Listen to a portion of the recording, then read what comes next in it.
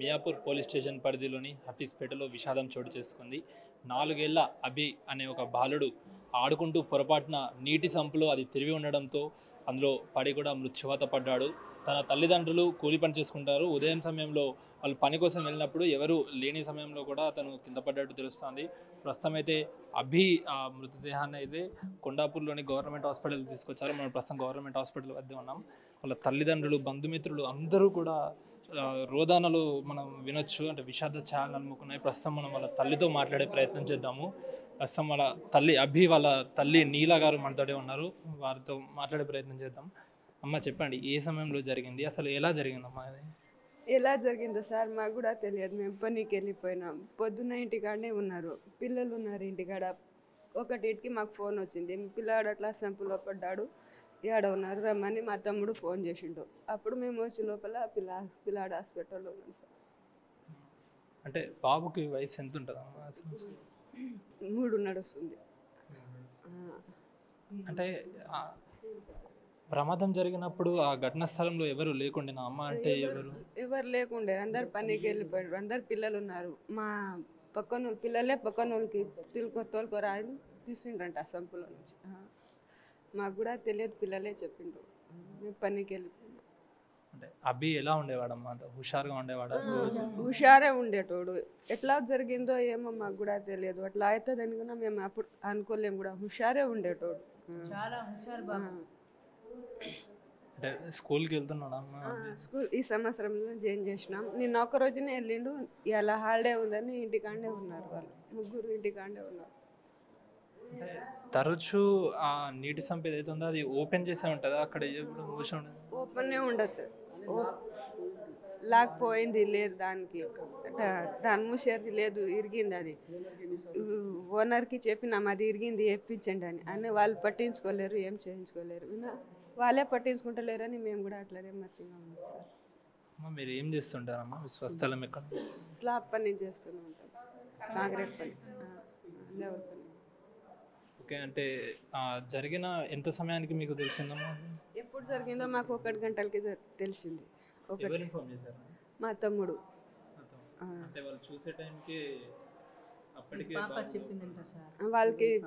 వాళ్ళకి ఎవరు చెప్పిండ్రో, వాళ్ళు షాప్లో పని చేస్తాడు మా తమ్ముడు.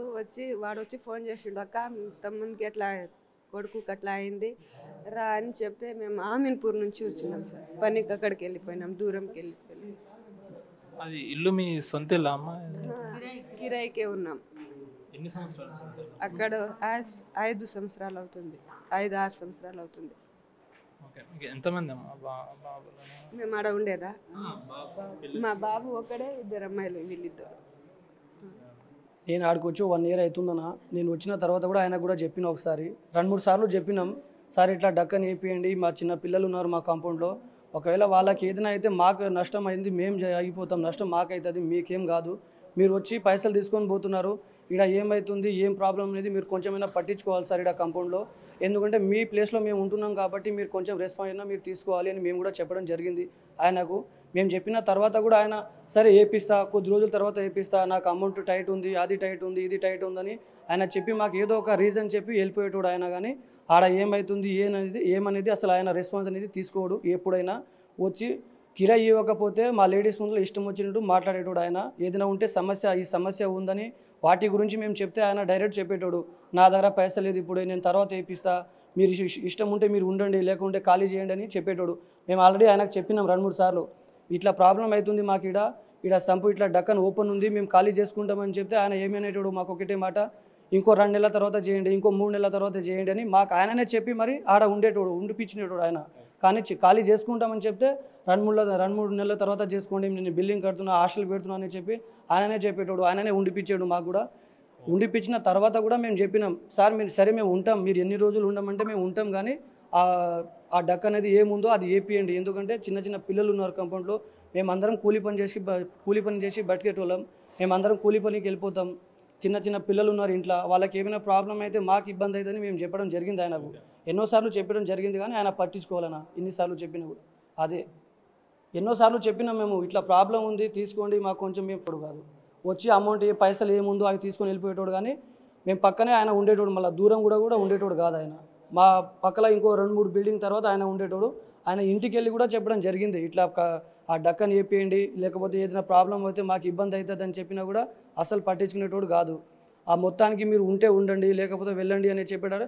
వెళ్ళిపోతామని చెప్పిన తర్వాత కూడా ఆయన ఒకే మాట అనేటోడు, ఇంకో 3 నెలలు ఉండండి, ఇంకో 4 నెలలు ఉండండి అని చెప్పేటోడు.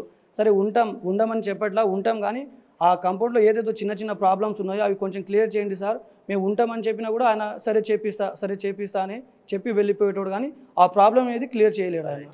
తమ ఒక్కగానొక్క కుమారుడు అందులో పడడంతో ఒక్కసారిగా కూడా పూర్తి ఆ కుటుంబ సభ్యులందరూ కూడా విషాద ఛాయలు అలుముకున్నట్టు మనం చెప్పవచ్చు. ప్రస్తుతం అయితే అభి మృతదేహాన్ని ఇక్కడ కొండాపూర్లో ఉన్నటువంటి గవర్నమెంట్ హాస్పిటల్కి అయితే తరలించారు.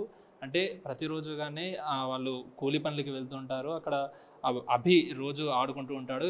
ఇంకా ఈ సంవత్సరము అకాడమిక్ ఇయర్లో కూడా స్కూల్లో జాయిన్ అయ్యేవాడు. అకస్మాత్తుగా ఇలా జరగడం కూడా ఒక్కసారిగా అందరూ మూగబోయిన పరిస్థితి కనిపిస్తూ ఉంది.